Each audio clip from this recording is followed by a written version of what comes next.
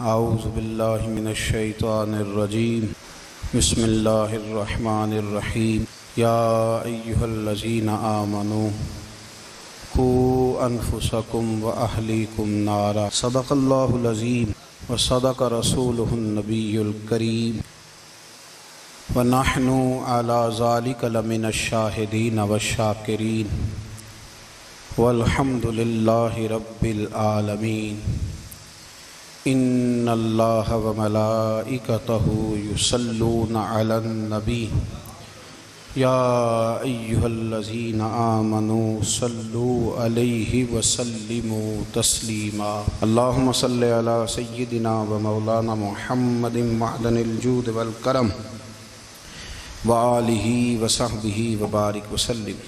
حمد و صلاۃ کے بعد عزیز دوستو، بزرگوں اور بھائیوں، امیر المومنین خلیفۃ المسلمین مراد مصطفیٰ صلی اللہ تعالی علیہ وسلم حضرت سیدنا عمر فاروق رضی اللہ تعالیٰ عنہ کو 26 ذی الحج کو زخم لگا تھا، قاتلانہ حملہ آپ پر کیا گیا تھا، اور یکم محرم الحرام کو اسلام کے اس بطل جلیل، اس قائد، اس لیڈر اور دنیا اسلام پر اپنی سیرت کے انمٹ نقوش چھوڑنے والے اس خوبصورت انسان نے دنیا سے پردہ فرمایا۔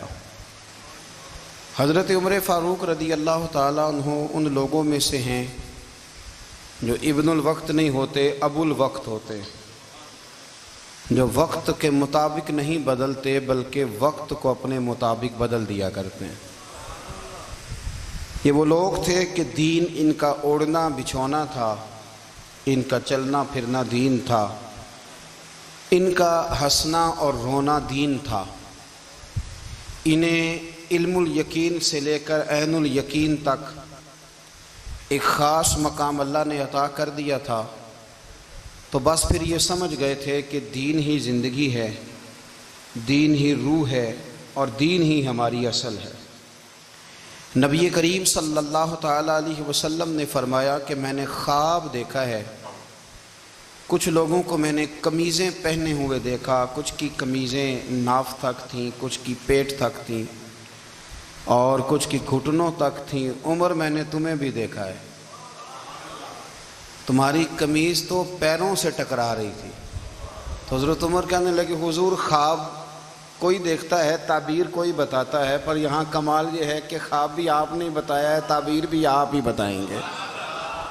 حضور پھر بتا دیں اس خواب کی تعبیر کیا ہے۔ تو حضور نے فرمایا تعبیر یہ ہے کہ کسی کا دین ناف تک، کسی کا گھٹنوں تک، کسی کا پیٹ تک، اور عمر تو سارا ہی دین میں لپٹا ہوا ہے، تو سارا ہی دیندار ہے، سارا ہی۔ حضرت عمر فاروق رضی اللہ تعالیٰ عنہ آئیڈیل ہیں، ایک ہیرو ہیں۔ ان کی زندگی کے درجنوں پہلو ہیں، ہر سال ہم ایک پہلو بیان کر دیتے ہیں، کبھی عدل و انصاف پہ بات کر لیتے ہیں، کبھی نظام حکومت پر۔ ان کی زندگی کا ایک پہلو آج بھی ہماری گفتگو کا عنوان رہے گا، پر حضرت عمر کا مرتبہ اور مقام یہ ہے کہ نبی کریم علیہ السلام نے فرمایا کہ جبریل امین 950 سال میرے عمر کی شان بیان کریں تو عمر کی شان ختم نہیں ہوتی۔ 950 سال اگر حضرت جبریل بھی بیان کریں تو یہ مقام ہے سیدنا فاروق اعظم کا۔ اللہ تبارک و تعالیٰ نے جس طرح سارے نبیوں میں شان حضور کو عطا فرمائی، اسی طرح تمام نبیوں کے حواریوں میں سب سے زیادہ شان حضور کے غلاموں کو عطا فرمائی۔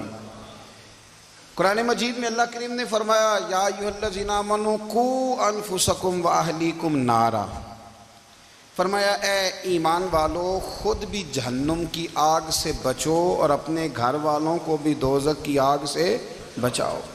خود بھی بچو اور اپنے گھر والوں کو بھی، کس کو جی؟ ہماری ساری نصیحتیں باہر والوں کے لیے ہیں۔ باہر ہمیں بہت بڑا لیکچر بھی دینا پڑے تو چلتا ہے، بہت بڑی داستان سرائی بھی کرنی پڑے تو چلتی ہے، سٹیٹس اور معیار یہ ہے کہ سارا کچھ باہر والوں کے لیے، اور گھر کے وہ پھول جن کی آبیاری بھی ہم نے کرنی تھی، کوئی جڑی بوٹیاں اور گائیں تو وہ کاٹنی بھی ہم نے خود تھیں، دھوپ اور چھاؤں کا خیال بھی ہم نے رکھنا تھا، وہاں ہماری نظر نہیں ہوتی۔ پڑوسی کے بچے کیا کر رہے ہیں یہ سارا پتہ ہوتا ہے، اور میرے گھر میں کیا گل کھل رہے ہیں اس کی مجھے خبر نہیں ہوتی۔ حضرت عمر فاروق نے جب یہ آیت نازل ہوئی تو فوراً عرض کیا یا رسول اللہ صلی اللہ علیہ وسلم، اس کا کیا مطلب ہے کہ خود بھی دوزخ کی آگ سے بچو اور اپنے گھر والوں کو بھی بچاؤ؟ تو نبی کریم علیہ السلام نے فرمایا عمر، اس کا مطلب یہ ہے کہ جن چیزوں کا اللہ رسول تمہیں حکم دیتے ہیں تم اپنے گھر والوں کو ان چیزوں کا حکم دو، اور جن چیزوں سے اللہ رسول تمہیں منع کرتے ہیں تم اپنے گھر والوں کو بھی ان چیزوں سے منع کرو۔ حضرت عمر فاروق کی زندگی میں جو چیز آپ کو بہت زیادہ ملے گی نا وہ یہ ہے کہ آپ نے جتنا کڑا احتساب محاسبہ باہر والوں کا کیا ہے نا، اس سے زیادہ بڑھ کے اپنا اور اپنے گھر والوں کا کیا ہے۔ یہ بڑا عجیب معاملہ ہے کہ ہم جتنے لوگ ہیں ہمارا معیار یہ ہے کہ سامنے والا غلط ہے اور میں ٹھیک، یعنی دوسرے کا بچہ گلی میں نظر آ جائے تو اس کی غلطیاں نکلنی شروع ہو جائیں گی، اور میرا بچہ سارا شہر گھوم آئے ایک ٹائر پہ موٹر سائیکل پہ تو ہم کہتے ہیں کہ ابھی بچہ ہے، انشاءاللہ سیانا ہو جائے گا۔ اگر ابا جی آج تک سیانے نہیں ہوئے کہ اس کو سمجھا لیں تو پھر بیٹے کا سیانا ہونا تو ہو سکتا ہے کہ وہ 60-70 سال لگ ہی جائیں۔ گھر کے اندر جب تک توجہ نہیں ہوتی، اور سب سے پہلے جب تک اپنی ذات پر توجہ نہیں ہوتی، تو والد کا جب تک کردار بچے نہیں دیکھتے جب تک اتنی دیر تک ان کا تبدیل ہونا ممکن نہیں ہوتا۔ حضرت عمر فاروق رضی اللہ تعالیٰ عنہ نا باہر والوں کا بھی بڑا سخت حساب کرتے تھے۔ بڑا ایک گورنر صاحب نے لباس بڑا شاندار پہننا شروع کر دیا تھا تو حضرت عمر نے اتروا کے نا تو انہیں ٹاٹ کا لباس پہنا کے تو اونٹ چرانے کی ڈیوٹی دے دی تھی، اتنا سخت احتساب کرتے۔ کسائی کی دکان پر بھی 1-2 گھنٹے کھڑے ہوتے تھے، جو آدمی مسلسل 2 دن گوشت خریدتا تھا نا فرماتے تھے اس کا ٹیکس بڑھا دو، لوگوں کو دال نہیں مل رہی اور یہ روز گوشت کھاتا ہے۔ حضرت فاروق اعظم، اس کو جزیہ کہا جاتا تھا، یا کچھ اور معاملات ہوتے تھے بڑھا دیتے تھے۔ مسلسل جو 2 دن آدمی گوشت کھاتا تھا فرماتے تھے مدینے میں غربت ہے، اگر یہ والا نظام تم کرو گے تو غریب لوگ کس کی طرف دیکھیں گے۔ لیکن اس سے زیادہ بڑھ کر جو ان کی زندگی کا معیار اور سٹیٹس تھا وہ یہ تھا کہ اپنے گھر کا خاص خیال رکھتے، خاص توجہ کرتے۔ ملک شام سے اور ایران سے کچھ لوگ آپ کی خدمت میں آئے تو وہاں سے کچھ کنیزیں بھی آئیں، ان کے بادشاہ پیغام لے کے۔ شاہ ایران کی کنیز کو ملکہ نے کہا کہ نا حضرت عمر کی زوجہ کو دیکھ کے آنا ذرا کس طرح کی ہے۔ ہمارے ملک میں کیا کہتے ہیں، خاتون اول، جی خاتون، باقی سارے دووں میں خاتون اول، ذرا خاتون اول کو دیکھ کے آنا۔ تو وہ جب آئی نا گھر میں ملنے تو کہا کہ مجھے میری ملکہ نے کہا تھا کہ عمر کی زوجہ سے اہلیہ سے ملاقات کر کے آنا، تو حضرت عمر کی اہلیہ نے نا ایک جوڑا کپڑوں کا دے دیا ملکہ کے لیے اور ایک خوشبو کی شیشی دے دی۔ اب جب وہ تحفے وہاں گئے تو اس ملکہ نے نا کچھ سونے کا سامان بھیجا، کچھ زیورات بھیجے، کچھ تحائف بھیجے۔ جب حضرت عمر کے گھر آئے نا وہ خادم لے کے آیا، اس نے کہا جی آپ کی اہلیہ نے تحفے بھیجے تھے، تو جواب میں شاہ ایران کی بیوی نے، یہاں جس ملک کا وہ سفیر تھا انہوں نے بھی یہ بھیجے۔ تو حضرت عمر فاروق نا وہ تحفے لے کے گھر گئے تو جا کے کہنے لگے اپنی اہلیہ سے یہ تو کب سے تحفے تحائف بھیجنے لگ گئی ہے، یہ کب سے نظام شروع ہو گیا؟ تو کہ حضور تحفہ دینا لینا تو ٹھیک ہے، سنت ہے، محبت بڑھتی ہے، تو یہ کوئی قباحت نہیں، اور میں نے اپنی ذاتی استعمال کے لیے جو چیزیں رکھی تھی وہ میں نے دی ہیں۔ تو حضرت عمر فاروق رضی اللہ تعالیٰ عنہ فرمانے لگے ہم نے کسی ملک کے ساتھ اور اس کے بادشاہ کے ساتھ ذاتی تعلق نہیں بنانا، تعلق جو بھی بنے گا رسول اللہ کے دین کی برکت سے بنے گا، ذاتی رشتے نہیں ہم نے قائم کرنے۔ ذاتی آپ کے ملک کی جو ایئر لائن جس کا ہر سال خسارے کا ڈنڈورا پیٹا جاتا ہے نا، وہ ہمارے بادشاہ صاحب اور صدر صاحب اگر غیر ملکیوں کو گھوڑا کبھی بھیجنا ہو نا، گھوڑا، تو پورا ایک جہاز گھوڑا لے کے تحفے میں جاتا ہے، پورا جہاز غریب قوم کا یہ سرمایہ، اور قوم بڑی بادشاہ ہے، لائنوں میں لگ کے ووٹ دیتی ہے۔ 2 کام ہمیشہ لائن میں لگ کے کرنے، ایک بل لائن میں لگ کے جمع کرانا ہے اور ایک ووٹ لائن میں لگ کے، تاکہ پھر پورے 5 سال لائن میں ہی لگے رہیں. مرضی سے آپ ووٹ دینا، پر جو بات درست ہے اس کو سنو. حضرت عمر فاروق رضی اللہ تعالیٰ عنہ نے اپنی اہلیہ سے پوچھا کتنے کا تھا وہ تیرا جوڑا اور خوشبو کی شیشی؟ انہوں نے کہا 3 دینار کی. فرمایا یہ 3 دینار تیرے اور باقی جو تحفے آئے ہیں وہ تو خود کہہ، چونکہ اس نے تیرے نام بھیجے ہیں. تو کہہ کہ میں مال غنیمت میں دیتی ہوں، تو کہہ میں مسلمانوں کو کہہ. تو زوجہ ہنس پڑی، کہنے لگی میں نہ بھی کہوں تو مجھے کہنا تو پڑے گا ہی، کہنا تو میں نے ہے ہی، کیونکہ سامنے عمر فاروق ہیں، لہذا فرمایا کہہ دیتی ہوں میں نے دیا خزانے کو. حضرت عمر نے جمع کرا لیا. میں یہ کیا بات ہوئی؟ میرے گھر والے جو مرضی کریں، ان کا معیار زندگی جس طرح کا مرضی ہو. اور حضرت عمر ایک جملہ کہا کرتے تھے، اللہ کرے کہ یہ باتیں اس دور حاضر میں ہماری سمجھ میں آئیں. حضرت عمر فاروق رضی اللہ تعالیٰ عنہ اپنے بچوں کو فرمایا کرتے تھے کہ بہت آدمی کو بھوک لگی ہو نا، اور پھر اس کی پسند کا کھانا پکا ہو، جتنے شوق سے وہ اس کھانے کو دیکھتا ہے نا، فرمایا اس طرح پوری قوم اپنے بادشاہوں کے خاندان کو دیکھتی ہے. اس تیزی کے ساتھ دیکھتے ہیں کہ ان کے گھر میں کیا ہو رہا ہے، ان کا معیار زندگی کیا ہے، ان کا سٹیٹس کیا ہے. سیدنا فاروق اعظم رضی اللہ تعالی عنہ نے اپنے گھر کے اندر اپنے بچوں، آپ کے بچے دونوں کاروبار کے لیے مصر گئے، تو وہاں کے گورنر صاحب نے لوگوں سے، ایک بہت بڑا قافلہ گیا مدینے سے مصر تجارت کے لیے، جاتے ہیں نا آج بھی قافلے کئی ملکوں میں، تو یہ گئے تجارت کے لیے. تو حضرت عبداللہ ابن عمر، حضرت عبید اللہ ابن عمر، حضرت عمر کے دونوں بیٹے گئے. جناب عمر فاروق کے بچے جب وہاں پہنچے تو مصر کے گورنر نے نا لوگوں کو تعارف کرایا کہ یہ عمر فاروق کے بیٹے ہیں. یہ حضرت یہ چودھری کے بیٹے کو کون بتاتا ہے کہ تو چودھری کا بیٹا ہے؟ باہر والے بتاتے ہیں، گھر والے جی. اور سیٹھ صاحب کے بیٹے کو کون بتاتا ہے کہ تو سیٹھ صاحب کا بیٹا ہے؟ اور مالک کو کون بتاتا ہے کہ تو مالک کا بیٹا ہے اور یہ کرایہ دار ہے؟ یہ کون بتاتا ہے؟ یہ سوچ ہم دیتے ہیں بچوں کو. چودھری اور کمی کی سوچ، امیر اور غریب کی سوچ، مالک اور کرایہ دار کی سوچ، گھر کے مالک کی اور کام کرنے والے کی سوچ، یہ ہم دیتے ہیں. یاد رکھنا، یہ ہم دیتے ہیں، یہ ہمارا مزاج ہے، یہ باہر سے نہیں آتی. تو کوئی شہزادہ ہے، تو سیٹھ ہے، تو نواب ہے، یہ سوچ باہر سے نہیں آتی. یہ اماں سوچ دیتی ہے، اماں، یہ ابا سوچ دیتا ہے.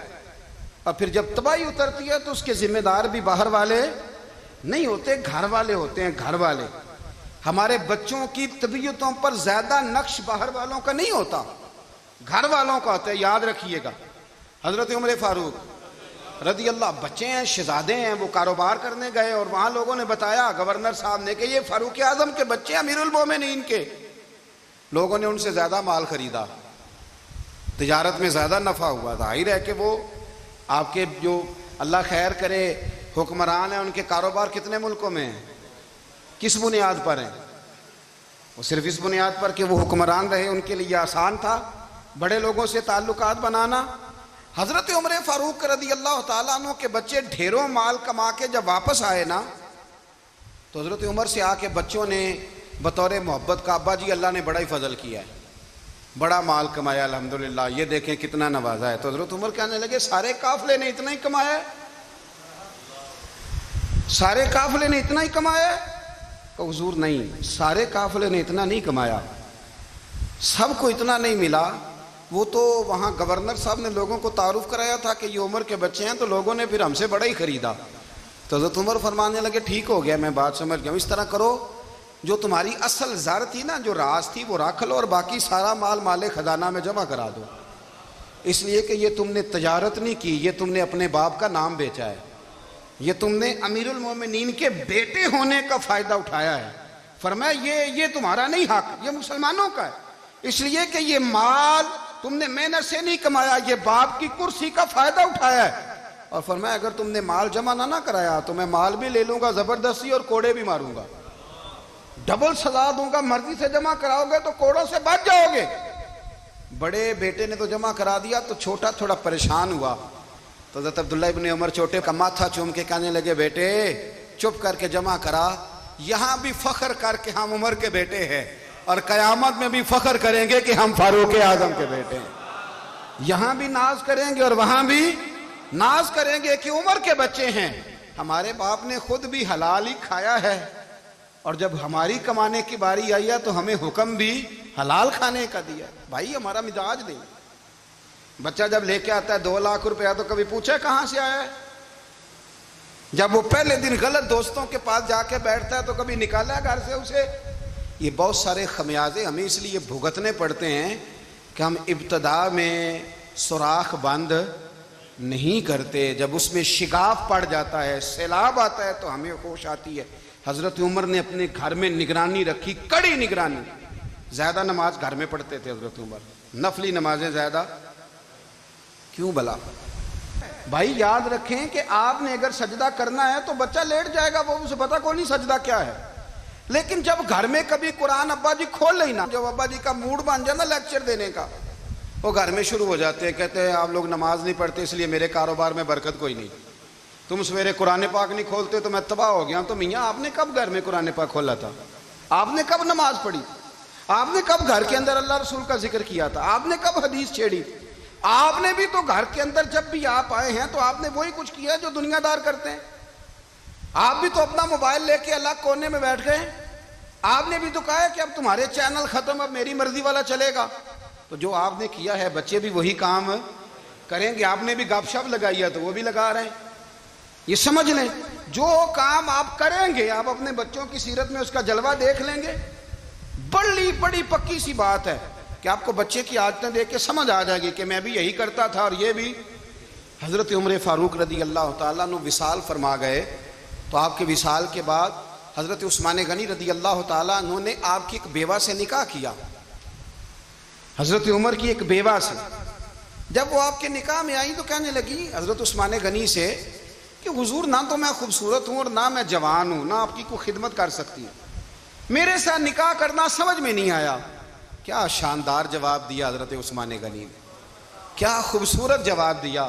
فرمانے لگے میں نے اس لیے نکاح نہیں کیا کہ مجھے تمہارے حسن سے دلچسپی تھی یا تمہاری خدمت کی ضرورت تھی، میں نے تو اس لیے نکاح کیا ہے کہ مجھے بتاؤ عمر فاروق گھر کے اندر اپنے رب کی عبادت کس طرح کرتے تھے، وہ قرآن پاک کس طرح پڑھتے تھے، وہ رویا کیسے کرتے تھے، استغفار کا طریقہ کیا، کس وقت کس انداز میں وہ اپنے رب کو یاد کرتے تھے۔ اس لیے کہ عمر کئی دفعہ گھر سے آتا تھا تو میں اس کے چہرے پر نور دیکھا کرتا تھا، میں روشنی دیکھتا تھا، ایک معیار دیکھتا تھا۔ نکاح اس لیے کیا ہے کہ مجھے عمر کی جو گھر کے اندر کی عبادت ہے اس سے آگاہ کرو، تاکہ عثمان غنی بھی چاہتے ہیں اس طرح کے عمل کرو جس طرح کہ عمر فاروق کر کے گئے ہیں۔ بھائی جب تک ہم اپنے گھر میں وہ توجہ نہیں دیں گے، وہ مزاج دیکھیں نا، ہمارے گھروں میں جب نقشہ پاس ہوتا ہے تو ٹی وی لان بھی اس میں ہوتا ہے، ڈرائنگ روم بھی ہوتا ہے، نماز کی جگہ بھی ہوتی ہے نقشے میں۔ صحابہ جب گھر بناتے تھے تو ایک مسجد بیت کا نقشہ پاس کرتے تھے، ذہن میں رکھتے تھے کہ یہ کونا نماز کے لیے، وہاں جوتے لے کے کوئی نہیں جائے گا، وہاں نماز پڑھی جاتی تھی، عورتیں وہاں اعتکاف کرتی تھیں۔ ٹی وی لان تو آ گیا ہے اور گھر کے اندر ٹی وی رکھنے کے لیے تو ایک کمرہ الگ سے بنا دیا گیا ہے، اور اب جو نئے نقشے پاس ہو رہے ہیں اس کے اندر گھروں کے اندر جگہ بنائی گئی ہے جہاں کمپیوٹر رکھے جائیں، اور بچوں کے لیے وائرنگ ہوگی نیچے تاکہ انہیں کوئی مشکل درپیش نہ ہو۔ یہ ساری چیزیں ہم نے نہانے کے لیے گھروں کے اندر اتنے بڑے واش روم بنائے ہیں کہ لگتا یہ ہے کہ سوائے نہانے کے اور کام ہی نہیں کوئی گھر میں ہوگا، ہر چیز آ گئی۔ پر اللہ کرے کوئی تفسیر بھی ٹیبل پہ پڑی نظر آئے، کوئی حدیث کی کتاب بھی ٹیبل پہ پڑی نظر آئے۔ اللہ کرے کہ جس طرح ابا لطیفہ سن کے آتا ہے تو جب تک سنا نہ لے اسے ہضم نہیں ہوتا، اللہ کرے کہ وہ جمعے میں بیان سن کے جائے تو اس کا بھی دل کرے میں اپنے بچوں کو سناؤں، وہ نبی پاک کی کوئی حدیث کہیں سے سنے تو گھر جا کے سنائے۔ جب تک یہ معیار نہیں بنتا آپ کیسے توقع کرتے ہیں کہ گھر کے اندر اللہ کی رحمتیں نازل ہوں گی؟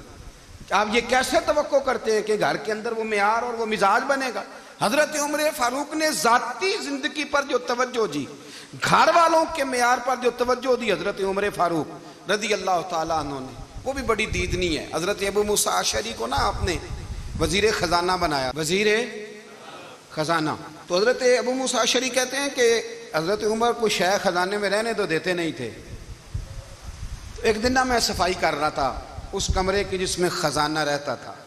ہمارے تو ملک میں جو جاتا ہے وہ صفائی کر کے ہی جاتا ہے، اللہ خیر کرے.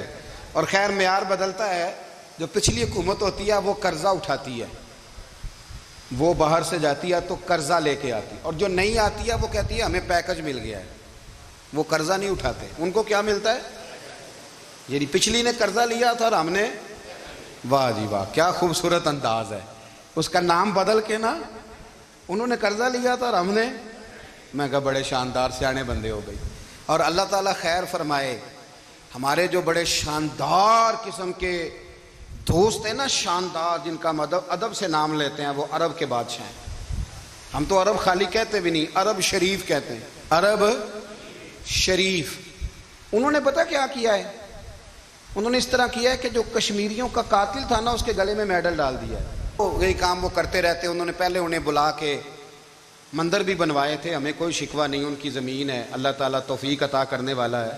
پر خیال یہ تھا کہ